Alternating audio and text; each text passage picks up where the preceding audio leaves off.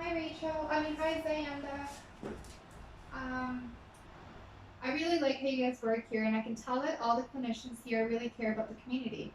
How does your team collaborate to promote patients' well-being? We maximize our limited resources to meet the patient's needs, and our manager really brings out the strengths of each team member. That's great. It's so important to feel supported by your manager. How does your manager support the staff? She allows and trusts us to work autonomously. She also represents our team and this population in meetings with the health ministry and advocates for more resources.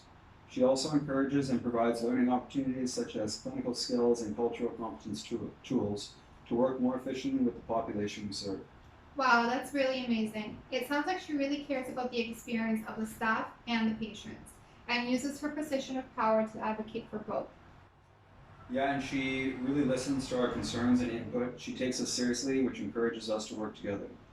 It sounds like her leadership style has a positive effect on you and your team. Definitely, it makes me recognize my own leadership and strengths. Can you explain? Because I feel supported, I can take the time to carefully think through my concerns and choose a response that promotes well-being related to the context of where I work. Because I am not Indigenous and the population I serve is, I have to be mindful of these differences. For example, some patients opt to Indigenous medicine, and I find ways to support their choice. Would you say that you consider yourself a leader then? I do. I feel like my actions always have an impact, and I understand the power that comes with my position as a nurse, as well as how my own personal beliefs and values affect those around me, especially my patients. It sounds like you and your team practice to promote well-being for this population.